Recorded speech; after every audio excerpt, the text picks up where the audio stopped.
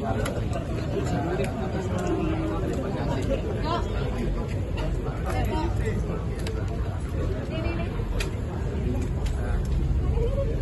kasih teman-teman sekalian. Hari ini kami mendapat kehormatan dikunjungi oleh Partai Staf juga Kementerian Pertahanan. Beliau adalah Ketua Majelis Syuro Pak Soebul Buliman, kemudian didampingi oleh Presiden PKS dan Sekjen PKS serta staf yang ada. Kita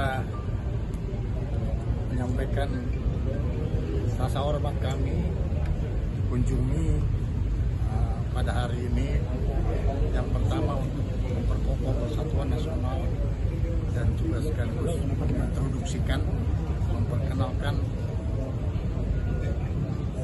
perang rakyat semesta yang kita bangun dalam rangka mendukung stabilitas nasional. Jadi sekali lagi kami berterima kasih kepada Pak Soebul Buliman yang sebetulnya beliau teman lama saya. Kita sudah sering berhubungan, tapi dengan keberadaan beliau sekarang kita akan tingkatkan komunikasi, koordinasi sosial kita untuk merajut kita punya silaturahmi. Pak, silakan. Ya, terima kasih teman-teman sekalian. Selamat pagi, salam sejahtera buat kita semuanya. Pertama tentu saya juga mengucapkan terima kasih kepada Pak Menhan, Pak Syafri Syamsuddin yang pada hari ini sudah menerima kami. Bukan saja saya pribadi tetapi juga jajaran pengurus PKS yang baru ya. Ini sebetulnya pertemuan yang sering saya lakukan bersama Pak Syafri ini. Ya. Terakhir saya berkunjung ke sini pada bulan Juni ya, tanggal 15 kalau tidak salah. Saya berkunjung ke sini, seperti biasa kami biasa diskusi dengan beliau. Nah, cuman kali ini istimewanya karena saya membawa pimpinan PKS yang baru, ya Pak Muzamin selaku Presiden Partai, kemudian Mas Holid sebagai Sekjen Partai, dan juga Kang Pipin sebagai Kepala Kantor Staf Presiden ya hari ini. Nah, tentu seperti biasa diskusi kami sebagai sahabat tentu saling ya memberikan masukan lah. Tadi Pak Syafri sudah menyampaikan bahwa kami mendengar dan mendapatkan penjelasan dari beliau tentang sistem pertahanan kita ya, hankam rata itu, dan bagaimana peran masyarakat untuk menguatkan pertahanan kita. Nah, di sisi lain juga saya tentu sebagai pimpinan partai politik memberikan masukan ya kepada beliau bahwa persoalan pertahanan ini pendekatan-pendekatan setiap saat selalu berubah, dan saya menyampaikan kepada beliau bahwa ada pendekatan yang lebih komprehensif, yaitu terkait dengan human security approach ya, pendekatan keamanan manusia ya, yang tentu ini melampaui persoalan pertahanan fisik militer. Di situ ada economic security, ada food security, ada health security, ada environment security, ada personal security, ada community security, dan terakhir ada political security. Nah, saya menyampaikan kepada beliau kalau pendekatan kita komprehensif seperti itu, insya Allah pertama rakyat merasa kebutuhan-kebutuhan dasarnya akan terpenuhi ya. Di sisi lain juga mereka terhindar dari rasa takut karena kita punya militer yang juga kuat gitu. Jadi kebutuhan dasar mereka terpenuhi, di sisi lain juga rasa takut mereka terjamin ya, karena ada yang melindungi mereka. Nah, mudah-mudahan dengan itu kejadian Agustus kemarin bisa tidak terulang karena dengan pendekatan security yang komprehensif seperti itu. Dan beliau tentu sangat pahamlah dengan pendekatan itu. Jadi saya sebetulnya bukan memberi masukan yang baru, tetapi sesuatu yang konfirmasi aja lah di antara sahabat ya, di antara kami. Dan yang kedua tentu kami mengapresiasi ya kinerja dari Kementerian Pertahanan ya, yang kalau saya baca dalam sebuah buku ya Defense Balance ya Pak ya, bahwa Indonesia ini sudah cukup bagus performa kemiliterannya ya, kalau nggak salah masuk dalam 15 besar. Nah, saya berharap beliau bisa meningkatkan kembali selama kepemimpinan beliau sebagai Menhankam dan juga Pak Prabowo sebagai Presiden.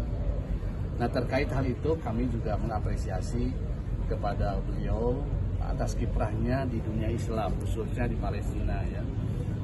Sekarang ini kurang lebih ada 100 Pak ya, mahasiswa Palestina yang diberi scholarship full scholarship di Unhan Pak ya, di Unhan. Nah, tentu kami sangat mengapresiasi hal tersebut dan mudah-mudahan ditingkatkan. Dan juga yang kedua, kami apresiasi apa yang sudah disampaikan oleh Pak Prabowo bahwa Indonesia siap mengirim pasukan ke Gaza untuk merealisasikan kesepakatan damai yang kemarin. Saya kira tentu Pak Safri sebagai Menhan itu adalah domain beliau karena itu kami sampaikan kepada beliau. Dan yang tentu yang ketiga juga yang kami sampaikan, kami sebagai bagian dari Partai Politik Nasional, kami juga punya komitmen untuk ikut serta di dalam memperkuat bela negara. Tadi kami sampaikan bahwa PKS dengan kader-kadernya yang hari ini kami punya juga sistem ya kaderisasi ya di bidang ketahanan gitu Pak, kepanduan kami punya program namanya Kembara Kemah Bela Negara. Nah, kami tadi menyodorkan keinginan kepada Pak Syafri bagaimana kalau kemudian terjadi kerjasama dan nanti secara formal dari Kementerian Pertahanan bisa melakukan pelatihan Pak ya buat kader-kader kami yang memang sesungguhnya sudah jalan, tapi tentu kalau dibina oleh Kemenhan secara lebih sistematis tentu hasilnya akan berbeda, dan mudah-mudahan itu menjadi bagian dari keikutsertaan kami dalam bela negara dan menjadi komcat ya Pak ya, komponen cadangan dalam pertahanan kita. Saya kira itu yang sudah. Dan 2 pertanyaan. Pak, ini banyak. Satu laki-laki, 1 perempuan. Ayo. Pak Soebul, banyak yang bilang. Tanya Pak Sabri dulu, Pak Sabri. Siapa menentu pendapat? Siapa? Ini dulu, Mbak. Bos. Iya Pak, ini kan PKS datang ke sini kayak Nasdem kemarin. Nah, ini apakah ada obrolan soal pembahasan masuk kabinet mungkin dari Pak Soebul? Apakah ini langkah awal dari PKS untuk masuk ke kabinet Pak Prabowo mungkin? Ya, itu mesti ditanya ke Presiden. Saya kan bukan Presiden. Pertama begini, jangan salah ya, kalau PKS ini sudah ada di kabinet. Kami punya 1 menteri di kabinet, yaitu Menteri Tenaga Kerja. Profesor Yasirli itu adalah usulan dari PKS. Jadi kami sudah di dalam kabinet kalau baru itu. Terjawab ya. Karena itu tentu tidak pada tempatnya untuk ngomongin lagi karena kami sudah ada di dalam. Gitu Pak ya. Iya, Jadi Pak Yasirli bukan dari Satu lagi. profesional Pak? Tapi kan PKS yang mengusulkannya. Oke, apa? Pak, ini menjelang 1 tahun pemerintahan Bapak Presiden Prabowo ini kan Mas Gibran, ini mungkin evaluasi dari Menhan dan juga langsung dari PKS seperti apa? 1 tahun Pak Prabowo kerja keras untuk memenuhi keberpihakannya kepada rakyat. Jadi beliau tidak punya tanggal merah. Beliau selalu memikirkan bagaimana keberpihakannya kepada rakyat, terutama yang menyangkut soal pangan yang paling utama. Oke. Pak, ulang tahun Pak Prabowo hari ini gimana nih Pak dari Kita sama-sama Menhan? berdoa semoga Pak Prabowo bisa diberi kekuatan, diberikan perlindungan kepada Allah Subhanahu wa taala. Ya, terima kasih ya. Pak Soebul gimana Pak? Saya kira saya sepakat dengan Pak Sabri ya, bahwa selama ini yang dilakukan oleh Pak Prabowo sangat concern dengan persoalan masyarakat, dan saya kira program-program beliau secara prinsip sangat bagus. Bahwa ada permasalahan dalam implementasi, saya kira kami juga sebagai bagian dari koalisi punya tanggung jawab untuk kemudian memperbaiki dalam pelaksanaan di lapangannya. Misalnya Bapak MBG, kami insya Allah di DPR terus memberikan masukan-masukan di Komisi 9 ya, Komisi 9 tentang perbaikan itu, atau juga pada koperasi dan sebagainya. Saya kira substansi kebijakannya bagus, bahwa ada masalah di implementasi itu adalah tugas kami anggota koalisi untuk lebih menyempurnakan, lebih memperbaiki di lapangan.